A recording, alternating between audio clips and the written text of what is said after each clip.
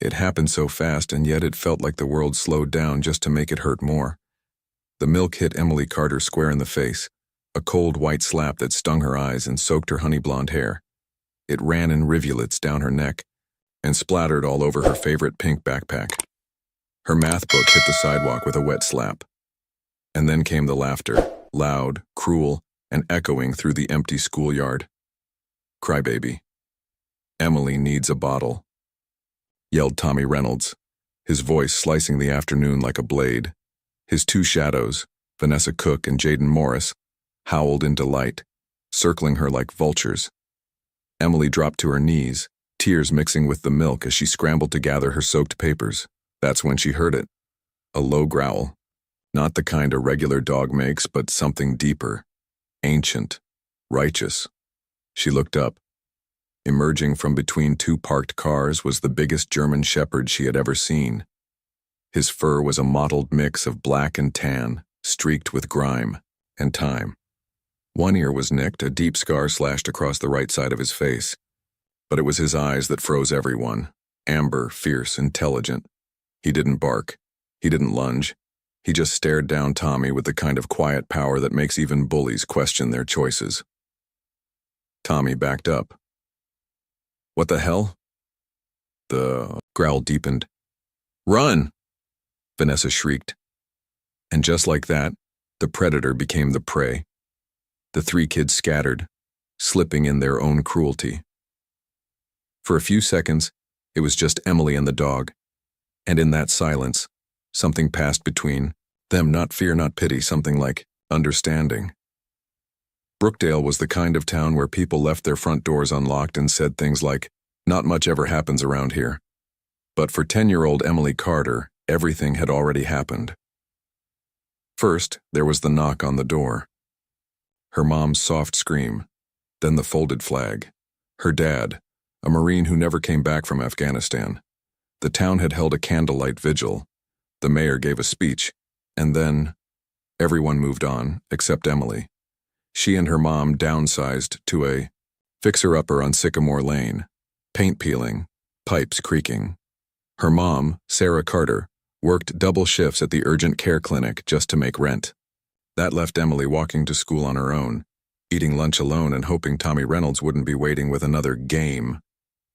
Tommy was 13, mean as a wasp, and the son of Brookdale's mayor, a man who treated the town like his private golf course. And since no one wanted to upset Mayor Caldwell, Tommy could get away with just about anything.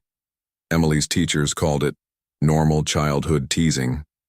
Her mom called it another reason to consider homeschooling. But Emily had stopped, complaining. She'd learned that silence hurt less than hope, until today, until him, the dog. She stood slowly, milk dripping from her bangs, and looked at her rescuer. He stood about 20 feet away now, his body still, eyes watching her but not aggressively, cautiously, like he was trying to figure her out too.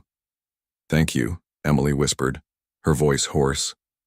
The dog tilted his head. She stepped forward, then stopped. She remembered what her dad had said about strange dogs. Always let them come to you. So she crouched, ignoring the soggy notebook pages at her feet, and extended a milk-soaked hand. The dog approached slowly, like a soldier returning, to base. When he was close enough, he sniffed her hand gently and gave it one single soft lick. Emily smiled through her tears. "You're not scary at all, are you?" She looked in her backpack, pulling out a squashed sandwich wrapped in wax paper. "It's peanut butter and banana," she said. "My dad's favorite." The dog accepted the sandwich like a gentleman, carefully, politely, eyes never leaving hers. That's how it started. Every morning, when Emily stepped off her porch at 7:30 a.m., the dog was there, waiting. No leash, no collar, no barking. Just there. He'd fall into step beside her like they'd been walking to school together for years. He never tried to enter the school. He'd stop exactly at the gate, sit and watch until she disappeared inside. When school let out, he'd be waiting again, sitting across the street in the shade like a guardian no one had asked for, but everyone noticed. Kids started whispering. Teachers peeked out windows. Parents called the office. Is that dog dangerous? But the only thing dangerous about him was how protective he was of Emily. If this moment already has your heart, imagine what's coming next. Subscribe to Heroes for Animals to follow the rest of Bolt and Emily's story, where real courage comes with 4 legs and a scar. Now back to Brookdale. Emily still didn't know his name, but she talked to him like an old friend. I live on Sycamore, number 14. It's the blue one with the broken mailbox, she'd explain as they walked. Mom says the roof needs work, but we can't afford it right now. He listened. Really, listened. He'd move his ears when she talked, tilt his head when she asked questions, stay perfectly silent when she cried. He wouldn't cross her yard line, though, no matter how many times she invited him in. You're a gentleman, she said one evening, sitting on her front steps. A fuzzy 4-legged gentleman. She left out a bowl of water and half a meatloaf sandwich. The next morning, gone. The water bowl, licked clean. The sandwich, missing. The spot where he usually sat, still warm. Next door, 78-year-old Mrs. Adelaide Brooks was watching everything. Widowed, retired school teacher, and local porch gossip. She saw more from that rocking chair than most people did with binoculars. She'd seen Emily change. Shoulders straighter, eyes brighter. She'd seen the dog, too. That's no stray, she muttered one afternoon. That's a soldier. Mrs. Brooks had taught 3rd grade for 4 decades. She recognized discipline when she saw it. That dog didn't just sit. He waited. He didn't just walk, he escorted. She started leaving leftovers in the side garage. Roast chicken, beef stew, old ham bones. The dog never made a mess. Never barked, never stayed past dawn. But every night her garage door creaked open just slightly wider. Emily's mom noticed the change too. Her daughter didn't flinch anymore when people walked too close. She didn't cry silently at night, clutching her dad's photo. One night, as Sarah stood doing dishes, she saw the dog, sitting outside the front gate, head high, watching Emily on the porch. She stepped outside. You're the one, huh? The one who turned things around. The dog glanced at her, then back to Emily. Of course, she murmured. You don't work for people, you choose them. Emily finally gave him a name. Bolt, she said one morning, after reading a library book on Greek mythology. He was the flash of light. Fast, powerful, and always there when you needed him. Bolt didn't react. Not at first.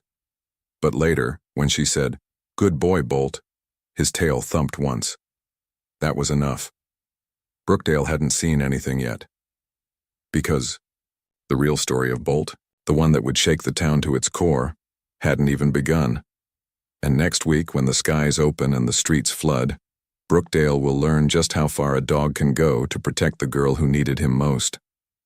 But for now, he waits.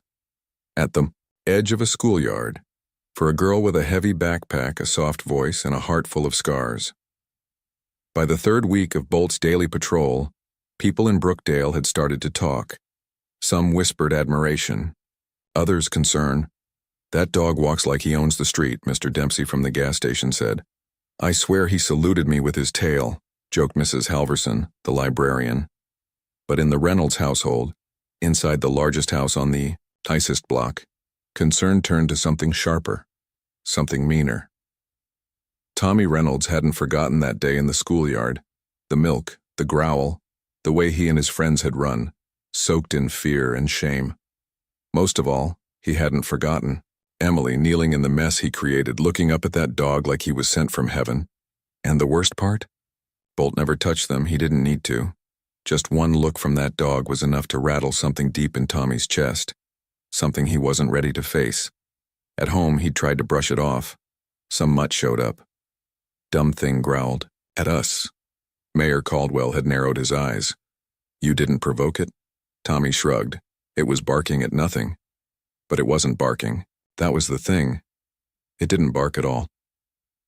In the quiet garage next door to Emily's house, Mrs. Brooks was working by flashlight. The old storm lantern still worked, though it smelled faintly of kerosene. She used it to check the corner where Bolt had started sleeping. She didn't call him that, of course. To her, he was still Soldier. That night, she laid out fresh blankets, a tin of beef stew, and a bowl of filtered water. "Storm's coming," she muttered, eyeing the barometric needle on the antique weather clock by the window. "Gonna be a nasty one." Bolt was already there, dry now, resting on his side but alert. He opened one eye as she approached, gave a soft huff of acknowledgement, and tucked his nose back beneath his paw. Mrs. Brooks reached down and gently stroked his scarred head. "You're not just watching Emily," she whispered. "You're guarding this whole neighborhood, aren't you, big guy?" Bolt didn't move, but he didn't need to. At school, things were shifting too. Emily wasn't invisible anymore. People stopped whispering when she walked past. Some even smiled. Most didn't dare to say anything rude, at least not where Bolt might hear. It wasn't popularity. It was something quieter, a kind of respect. Even her teacher, Ms. Howell, seemed to notice. "Nice job on your fractions quiz," she said one afternoon, placing the graded paper on Emily's desk. "I can tell you're working hard." Emily smiled shyly. "Thank you." She didn't say it out loud, but the truth was, she'd started studying again. She wanted to do well. She wanted Bolt to be proud of her, even if he couldn't say so. Meanwhile, Sarah Carter was trying to figure out how to keep their lives from unraveling. The rent was going up next month. The car needed new tires, and her most recent paycheck had been short by 2 shifts. Budget cuts at the urgent care clinic. She stood at the kitchen table one evening, looking at a yellow envelope, marked "Final Notice," and when she heard a knock at the door, it was Mrs. Brooks. "I made too much banana bread," the older woman lied. "Thought you and Emily could use a little sweet." Sarah smiled gratefully, stepping aside. "Come in." They sat on the worn couch, the loaf between them on a chipped plate. "Emily's doing better," Sarah said. "She's laughing again." "That dog's a miracle," Mrs. Brooks replied. Sarah hesitated. Do you think he's trained? I mean, the way he walks beside her, the way he waits, it's like he's on duty," Mrs. Brooks finished. "Yes, I'd bet my pension that dog was military or police. You can see it in how he moves." Sarah ran a hand through her hair. "Emily calls him Bolt. He won't come inside, but he sleeps in your garage? Every night?" "Every night." They sat in silence for a while before Sarah spoke again. "I don't know how we'll afford to keep him if animal control shows up, if they demand licensing or shots or anything." Mrs. Brooks patted her hand. "Let me worry about that." Across town, someone else was worrying about Bolt. Officer Ryan Dean sat at his desk at the Brookdale Police Department, flipping through old K9 records. He'd seen the dog outside the school one afternoon. Alert posture, precise stillness, the kind of behavioral control that didn't come from a backyard. And then he'd noticed the scar. It jogged a memory. He pulled out a file. K9 unit, statewide database. There it was. K9, Officer Bolt ID, K97, Handler, Officer Anthony Morales. Status, deceased in line of duty, October 21st, K9 missing, presumed dead. Scar, right side facial laceration, white blaze on chest. Dean whistled low. "No way," he murmured. "You made it out." Emily found the dog again waiting for her after school the next day. She ran across the street, dropped her backpack, and crouched next to him. "Guess what?" she whispered. "I made a friend." She gestured toward the girl crossing the playground behind her. Dark curls, glasses, and a book clutched to her chest. "That's Grace. She said she likes my drawings. We're going to sit together at lunch tomorrow." Bolt watched the girl, then looked back at Emily. "You did this," Emily said. "Because of you, I'm not afraid anymore." He leaned forward and gently rested his head on her knee. She stroked behind his ears. "I wish you could stay forever." But not everyone wanted Bolt to stay. Mayor Caldwell had filed a formal complaint with animal control. The form was filled with phrases like aggressive behavior, unlicensed stray, and potential threat. "He follows my son to school," the mayor lied in his report. "He's intimidating the children." Officer Dean saw the complaint. He also saw through it. He placed the folder on Chief Lawson's desk. "Sir," Dean said, "I think I found something you need to see." The chief raised an eyebrow. "A dog file? Not just any dog. A missing K9, presumed dead. But he's alive, and protecting a little girl right here in Brookdale." That night, a summer thunderstorm rolled across the hills. Lightning flashed. Thunder cracked like artillery. And in the garage on Sycamore Lane, Bolt couldn't sleep. He paced, whined, clawed gently at the door, like trying to escape memories only he could see. Mrs. Brooks came down in her robe, carrying an old wool blanket and a mug of chamomile tea. She found him panting, his body trembling with every boom of thunder. "My Harold was the same," she whispered, kneeling beside him. "Came, back from Korea with more ghosts than medals." She lay the blanket over his back and sat beside him, stroking his side. "You're safe now, soldier. You did your duty." The next morning, Emily found Bolt curled on the porch, tail wagging weakly. She knelt beside him, concern etched into her face. "Rough night?" He thumped his tail once. She pulled something from her backpack, a peanut butter dog biscuit shaped like a bone. "I saved you this," she said. He took it carefully, chewing with quiet dignity. She didn't notice Officer Dean parked across the street in an unmarked cruiser, but Bolt did. And for the first time since coming to Brookdale, the dog's body tensed, not in fear, in recognition. He remembered the scent, the uniform, the voice, and something in Bolt's heart stirred. The past was not gone. It was circling back. The rain started like a whisper. Just a soft patter on the windows, the kind that made you want to curl up with a blanket and a bowl of soup. But by morning, Brookdale had turned into something else entirely. Flood alerts lit up phones across the county. Storm sirens wailed through town. The local radio station dropped its music playlist to issue non-stop emergency announcements. By 10 a.m., the creek behind Sycamore Lane was a roaring brown monster, swelling past its usual banks, threatening to devour everything in its path. "Flash flood warning now in effect for Brookdale and surrounding areas," the radio blared. "Residents in low-lying neighborhoods are urged to evacuate to Brookdale High School, now serving as a temporary emergency shelter." Sarah Carter stood in the kitchen, the radio beside her, packing a gallon of water and protein bars into a grocery bag. Her uniform was already soaked from walking to the car and back. "Emily," she called out, "hurry up and get your overnight bag. You're staying with Mrs. Brooks while I'm at work." "But what about Bolt?" "He'll be fine in the garage," Sarah said, zipping her rain jacket. "And you'll be just next door if anything happens." Emily's voice wavered. "It's flooding, Mom. What if—" "I'll be fine," Sarah interrupted gently, brushing a wet strand of hair from her daughter's forehead. "You know how much they need nurses when weather gets bad." Bolt stood silently by the front door, alert but calm. His coat had grown darker with the humidity, and the scar across his face seemed to deepen with the low light. "I want you to listen to Mrs. Brooks, okay?" Sarah said, kneeling to hug Emily. "And stay inside. No exceptions." Emily nodded.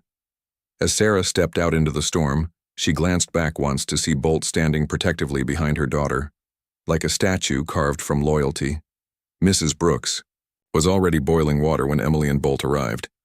Her old farmhouse smelled like cinnamon and mothballs, but it was cozy and safe. "We'll be fine here," she said confidently, her voice cutting through the thunder. "This house hasn't flooded since '86, and I've got candles, a landline, and canned peaches for days." Emily and Bolt sat on the couch, flipping through a book about famous police dogs. She traced a picture with her finger. "I think Bolt used to be one of these," she whispered. "He knows stuff, and stuff regular dogs don't." Mrs. Brooks nodded slowly. "I wouldn't be surprised." Then the lights flickered, once, twice. Then, darkness. "Well, shoot," Mrs. Brooks muttered, grabbing the flashlight. "There goes the power." Across town at Brookdale Elementary, the summer enrichment program was in session. Barely. Only 20 kids had shown up that day, including Tommy Reynolds, who was required to attend after flunking math. The classrooms on the lower level had already begun to take on water, "We're moving everyone upstairs," barked Principal Monroe, trying to mask the panic in his voice. The phones were down, buses weren't running. Some of the staff had already left, hoping to beat the storm. No one had expected things to get this bad, this fast. Tommy stood by a second-floor window, staring out into the rain with a nervous frown. "My dad better be coming for me," he muttered. Across the room, Grace sat quietly, hugging her knees. She glanced at Tommy but said nothing. "Buddy up," a teacher called. "No one walks alone, even to the restroom. We stay together." Tommy shuffled over to Grace reluctantly. "Guess we're buddies now," he mumbled. "Guess so," she replied, not looking up. Back on Sycamore Lane, the water had crept up to the first step of Mrs. Brooks's porch. "We should go," Emily said nervously. But the landline was dead. Cell towers were out, and outside, the street had turned into a brown river, thick with debris and moving faster than anyone wanted to admit. Mrs. Brooks hesitated, her confident tone from earlier now replaced by quiet calculation. "We'll wait just a bit longer," she finally said. "Maybe the worst has passed." Bolt, however, didn't wait. He began pacing, ears twitching with every crack of thunder. Then he barked. Once, loud and sharp. It wasn't random. It was intentional, urgent. He ran to the door and scratched. Emily stood frozen. "I think he's trying to tell us something," she said. "He knows." Mrs. Brooks moved toward the window. Sweet Lord. A massive oak tree had cracked in the neighbor's yard. Within seconds, it crashed against the back of Mrs. Brooks's house with a sound like a bomb, ripping through the roof. "All right," she said briskly. "We're leaving. Now." They stepped into knee-high water.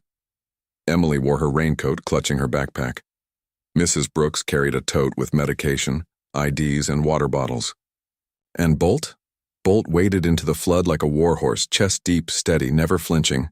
"I can't make it through this current alone," Mrs. Brooks said shakily. Bolt moved beside her and pressed into her hip, creating a brace. "You're kidding," she whispered. "He's helping you walk," Emily said. "Just like the search dogs I read about." Mrs. Brooks placed a trembling hand on Bolt's back and nodded. They headed toward Brookdale High School, now the designated emergency shelter. But about halfway down the block, Emily stopped dead in her tracks. "Grace," she whispered. "She's at school?" Mrs. Brooks turned. "They've probably already evacuated the kids." "No," Emily said, her voice rising. "Brookdale Elementary floods first. You know that. What if they're trapped?" Bolt lifted his head, ears perked. Then he gave a single sharp bark. He was ready. "I'm going," Emily said. "Even if I have to go alone." "Like hell you are," Mrs. Brooks snapped.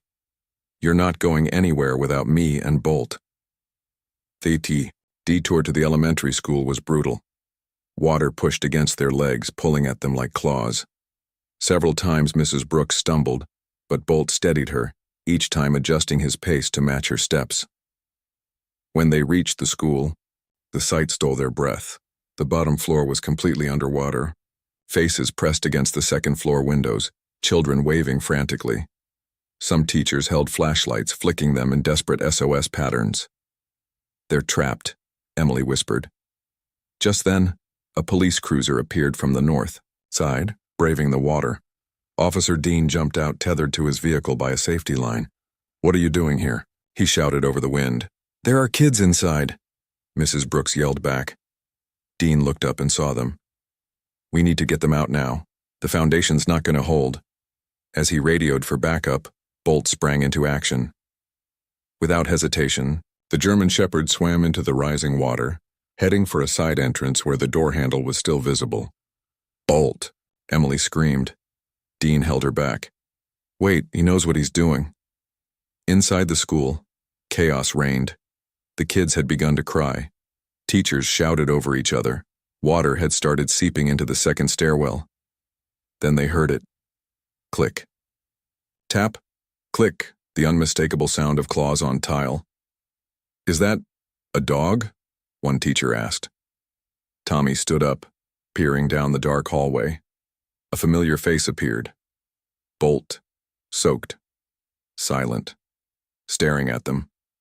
"He's here," Tommy gasped. "He found us." Bolt turned and began walking toward the far stairwell, pausing to make sure they followed. "Move," a teacher ordered. Outside, Officer Dean had inflated 2 emergency rafts.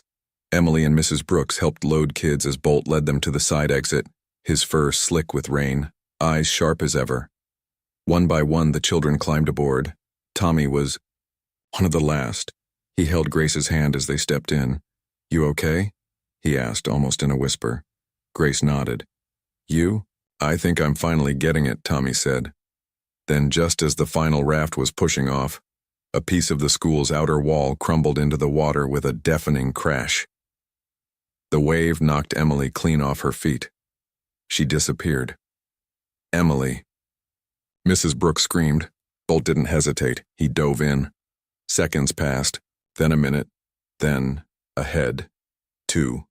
Bolt surfaced, Emily's coat clenched carefully in his jaws, swimming hard against the current. Officer Dean met them halfway, pulling them to safety. Bolt collapsed in the grass beside the cruiser. His body was trembling, his breath shallow. Emily crawled beside him, soaking wet, sobbing. "Please," she whispered. "Please be okay." The emergency room was chaos.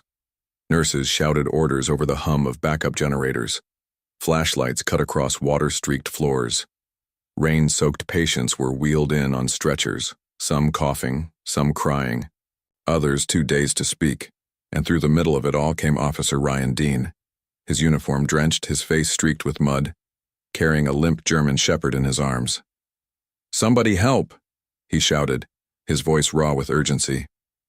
"We've got a downed service dog." Behind him, Mrs. Brooks guided a shivering Emily through the ER doors, both soaked to the bone. Emily's eyes were locked on Bolt, who hadn't moved since they pulled him from the floodwaters. His chest rose and fell in shallow jerks, his legs twitching slightly with every intake of breath. "Where's my mom?" Emily asked, her voice cracking. "Please, someone get my mom." She didn't have to wait long. Sarah Carter burst through, the triage curtain with her stethoscope still around her neck, and a clipboard half filled with patient notes clutched in her hand. When she saw her daughter, muddy, crying, barefoot, everything else dropped away. "Emily," she gasped, pulling her close. "Are you okay? Are you hurt?" Emily shook her head, tears pouring down her cheeks. "It's Bolt, Mom. He saved everyone. He saved me, but now he won't wake up." Sarah's heart sank as her eyes landed on the dog. His breathing was ragged, his eyes barely open, and the water he'd swallowed in the flood. God knows what toxins were in it. "We're gonna help him," Sarah said quickly. "We're not giving up." "Dr. Sims," she shouted. "We've got a working canine with exposure, fatigue, and possible internal injuries." From the far end of the ER, a tall woman with silver-streaked hair jogged over. Dr. Dana Sims, a local vet who had volunteered when the power went out, knelt beside Bolt and examined him in practiced clinical silence. "Let's get him to exam room 3, she said. "Move fast. We don't have long." Inside the exam room, it was all hands on deck. An oxygen mask was slipped over Bolt's muzzle. An IV line was started in his foreleg. A nurse gently dried his fur with a towel while Dr. Sims pressed against his abdomen, checking for swelling or signs of hemorrhage. "He's severely dehydrated," she said. "And I'm guessing he's been living rough for months. He's got old injuries that were never treated, including at least one cracked rib." This rescue effort just about finished what trauma had already started. Emily sat outside the door, clutching her knees to her chest. Her wet clothes clung to her, and her teeth wouldn't stop chattering, but she refused to leave. "I'm not going home," she whispered to Sarah. "Not without him." "You don't have to," Sarah said softly, wrapping a warm blanket around her daughter's shoulders. "We're staying right here." It wasn't long before the waiting room doors slammed open again, this time revealing a frantic Mayor Caldwell and his son Tommy. Tommy's right arm was in a makeshift splint, his face pale and streaked with dried tears. "We need help," the mayor barked. "My son's hurt." Sarah was already on her feet, gesturing to a nurse for assistance. "Get them into room 5. Let's get that arm x-rayed." But Tommy didn't move. His eyes were locked on Bolt. Is he gonna be okay? Tommy asked quietly. Emily looked up. You're here? Tommy nodded, then looked down. He saved me too. That silence between them, the old kind, filled with blame and hurt, was different now. It had changed. I'm sorry, he said, loud enough for only her to hear. For everything. Emily didn't say anything back, but she didn't look away. An hour later, Dr. Sims stepped out of the exam room. Her face was tired. Her arms were crossed, but her voice was steady. He's alive, she said. Emily gasped. Really? He's stable for now, the vet continued. But he needs specialized care. Imaging, surgery, constant monitoring. I've done what I can, but he'll have to be transferred to the veterinary hospital in Riverview. That's 40 miles away, Sarah said. The roads are closed. They'll be closed for days, Dr. Sims nodded. The only option is airlift, but it'll cost thousands. Sarah stared at the floor. We don't have that kind of money. Emily stood clenching her fists. Then we'll do something else. We'll raise it. I don't care how. Before anyone could respond, another voice cut through the ER. I'll cover it. Everyone turned. Mayor Caldwell stood at the nurses' station, his tie loosened, his face drawn. Get that dog the help he needs. He saved my son's life. You're serious? Sarah asked, stunned. I've made a lot of mistakes, he said. This dog made sure my son came home tonight. That's not something you ignore. A few minutes later, the call went out. A private helicopter was being prepped. Bolt would be flown to Riverview at sunrise. Meanwhile, Officer Dean had returned to the precinct. He didn't head straight home. He walked into the file room, opened a locked drawer, and pulled out a folder marked K97, Bolt. Inside were photos, notes, commendations, a short summary of the warehouse incident that had ended his career, and nearly his life. Dean stared at the photo of a younger, healthier Bolt, standing proudly beside his handler, Officer Anthony Morales. Both looked straight at the camera, one man, one dog, linked by something no outsider could define. Dean exhaled slowly. Then he picked up the phone. Chief Lawson, he said when the line picked up. I know who the dog is. The next morning, as the sun rose over a battered Brookdale, the helicopter arrived. It landed behind the hospital, kicking up a cyclone of dust and debris. Paramedics moved quickly, lifting Bolt's stretcher into the cabin. Emily walked beside them, one hand resting gently on Bolt's shoulder. I'll see you soon, she whispered. You better come back. He didn't move. But he was breathing. That was enough. As the helicopter lifted into the sky, carrying Bolt toward the care he needed, Sarah stood with her daughter, watching until it became a speck in the clouds. You think he'll come back? Emily asked, her voice barely above a whisper. Sarah put an arm around her. I think if anyone can, it's Bolt. Over the next 3 days, Brookdale started to clean up. Neighbors helped neighbors. Debris was cleared. Power was restored in phases. The school, though damaged, had no casualties, thanks entirely to the dog who showed up when no one else would. And while some folks still referred to him as that stray, most now called him what he was, a hero. At Riverview Veterinary Hospital, Bolt was being treated by a team of the best animal trauma surgeons in the state. He was still too weak to move much, but he responded to Emily's voice during phone calls and video check-ins. His vitals were improving. The infection from the floodwater was under control. Still, the damage ran deep. His hip shows early signs of dysplasia, one surgeon said. Old bullet fragments near the ribs. This dog's been through hell. Emily didn't flinch. He's getting through it. He always does. Back in Brookdale, Officer Dean met with Chief Lawson in his office. So, this dog, the chief said, flipping through the updated file. He's K97, officially listed as missing in action after Morales died. Dean nodded. But he didn't die. He ran, survived, and now he's saved 23 people, including the mayor's kid. The chief leaned back. You think we should reclaim him? Dean shook his head. He's not a tool. Not anymore. He's bonded to that girl. If you take him away now, you'll break them both. Lawson scratched his beard. What do you suggest? A formal retirement, Dean said. We transfer ownership to the Carter family. Let him live out his days where he's already chosen. The chief raised an eyebrow. And the medical costs? Mayor Caldwell already started a fund, Dean replied. Public donations are rolling in. People are behind this. Lawson chuckled. Well, I'll be damned. The town's heart grew 3 sizes this week. Dean smiled. All it took was a dog with a scar and a sense of duty. That night, in a small bedroom on Sycamore Lane, Emily Carter opened her journal. She flipped past pages of sadness, fear, and sketches of Bolt lying in the grass. She picked up her pen. Today, Bolt flew in a helicopter, she wrote. He's fighting hard, but he's not alone. We're going to bring him home. 3 days after the flood, Brookdale was still drying out. The streets were muddy. Sandbags lined storefronts. Debris, tree limbs, broken mailboxes, kids' toys lay in neat piles on curbs. The high school gym was still running as an emergency. Shelter and neighbors were sharing coffee over folding tables and tarps. But amid the mess and mending, there was something else.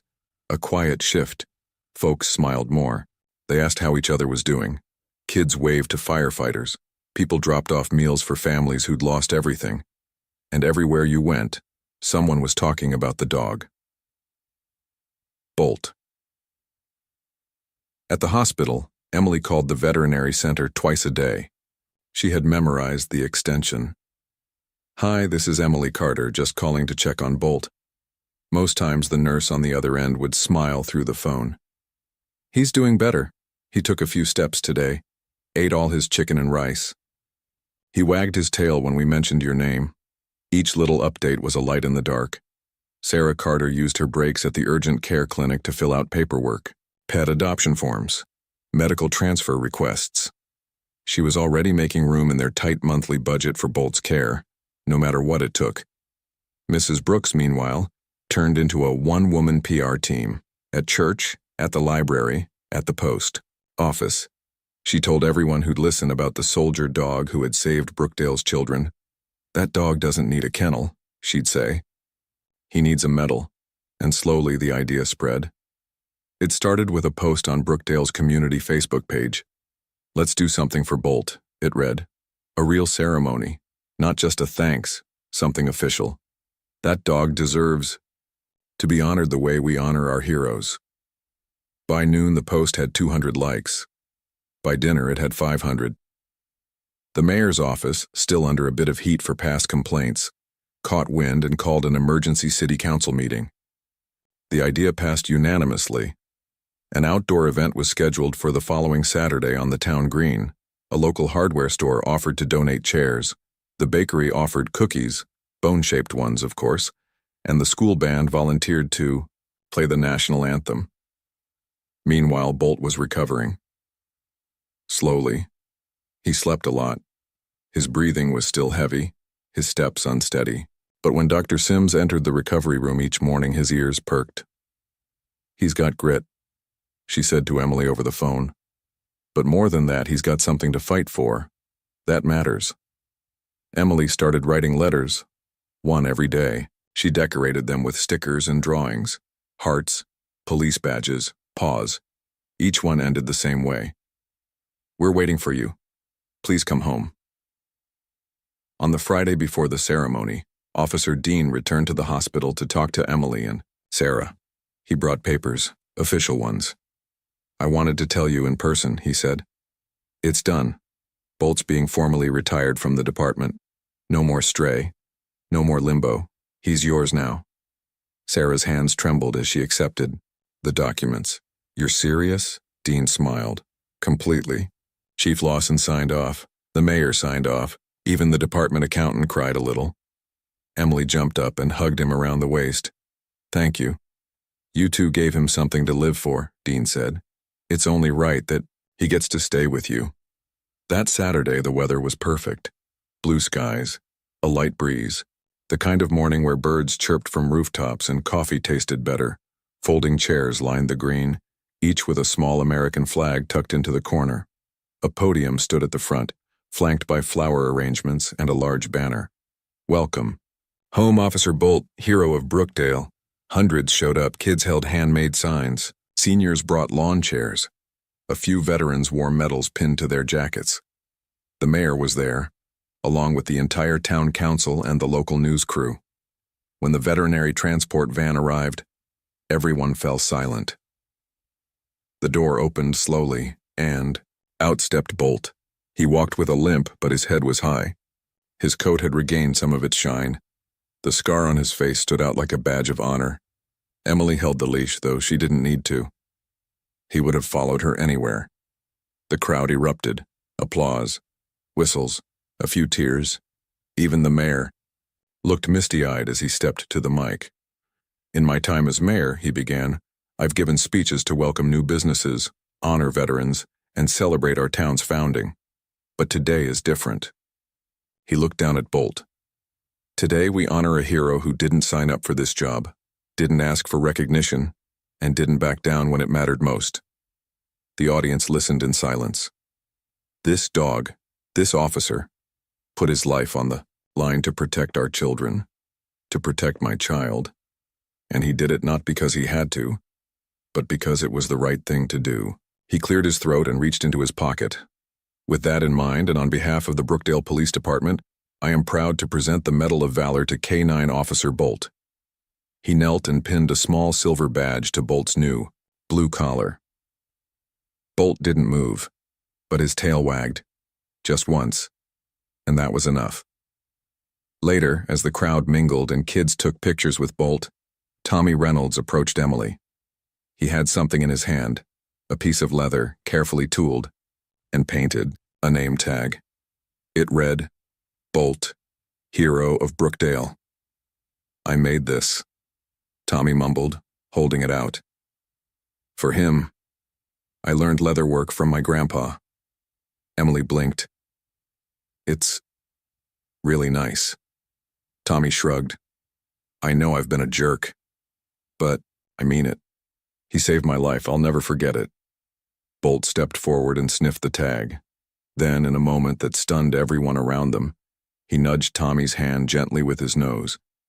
It wasn't forgiveness, but it was something close, as the sun dipped behind the trees. The green began to clear. Emily, Sarah, and Mrs. Brooks walked Bolt home, the town waving them off like a parade. When they reached the little blue house on Sycamore Lane, Bolt stopped at the front steps. He looked up. Then, for the first time, he stepped through the door. No hesitation, no boundary, just home. He padded into the living room, circled the couch once, and lay down with a heavy, contented sigh. Emily curled up beside him. Welcome back, she whispered. You're where you belong. And for the first night in a long, long time, everything was quiet. Everything was safe. 1 month later, the leaves on Sycamore Lane had started to turn. The morning air had that crisp edge that hinted at fall. Pumpkins appeared on porches. The grocery store had a giant inflatable ghost out front. And in the small blue house on the corner, a dog who once had no name now had 2 bowls by the door, a bed in the living room, and his name stitched into a doormat. Welcome home, Bolt. Every day he got a little stronger. He still limped sometimes, especially when the weather changed, but his coat had thickened, his tail wagged more often, and when Emily pulled out his leash, he stood like a soldier, taller, steadier. There, morning walks had become part of the neighborhood rhythm. Mrs. Ellison waved from her front porch. Mr. Tran at the corner store kept dog treats behind the counter labeled for Officer Bolt only. The mailman even bought him a little bandana that read, Retired, not tired. And in the evenings after homework and dinner, Emily would lie beside Bolt on the rug and read stories aloud. My teacher says I'm reading at a 6th grade level, now, she told him one night. Mom says it's because you listen so well. Bolt thumped his tail. He approved. Across town, change was happening too. The school principal, Mr. Monroe, had quietly stepped down, retiring 2 years early. The superintendent announced a new zero-tolerance policy for bullying. Every classroom got a resource box labeled Safe Place, and the local PTA held a town hall on student mental health, an event that hadn't happened in Brookdale in over a decade. At that town hall, Sarah Carter was asked to speak. She stood at the microphone, nervous but calm, and told her story, not just of the flood or the rescue, but of the year before it. The quiet, heavy months when her daughter came home in tears. The notes from teachers that went unanswered. The bruises no one explained. And then, the dog, the unexpected angel with a scar and silent eyes. "I don't think we saved him," Sarah said that night. "I think he saved us." The room stood in applause. Tommy Reynolds changed too. Not overnight, not all at once, but noticeably. He started helping the janitor clean up after lunch, apologized to teachers, spoke quieter in class. One day Emily found a folded piece of paper in her locker. It wasn't mean. It wasn't a threat. It was a simple note. "I don't expect you to forgive me, but I want to be better. Tommy." She stared at it for a long time, then tucked it into her backpack between her homework and a library book titled How to Train Your Dog, Advanced Obedience for Working Breeds. Officer Dean still stopped by once a week. He brought Bolt a new toy each visit: squeaky balls, rope chews, a stuffed eagle that Bolt immediately decapitated. But mostly he just sat on the porch and talked with Emily. "Think he misses being on duty?" she asked one afternoon. Dean glanced at the dog, sprawled on his back in the sun, snoring with all 4 legs in the air. "I think he's earned this, Nap." He smiled. Then he reached into his pocket and pulled out something small, a shiny brass tag. He handed it to Emily. "What is it?" she asked, reading the engraving. "K9 Officer. Bolt Badge, Mears K97. Retired with honor. Service before self." "It's his real badge," Dean said. "We found it in storage. Thought he should have it." Emily held it like it was made of gold. "Can I put it on his collar? Only if you don't mind him being the most decorated dog in town." Mrs. Brooks remained the community's fiercest defender of Bolt. She'd even started a local column in the Brookdale Gazette titled Pause for Thought, where she told stories about retired service animals and the lessons they left behind. One of her articles got picked up by a national blog, and 2 weeks later a package arrived for Emily.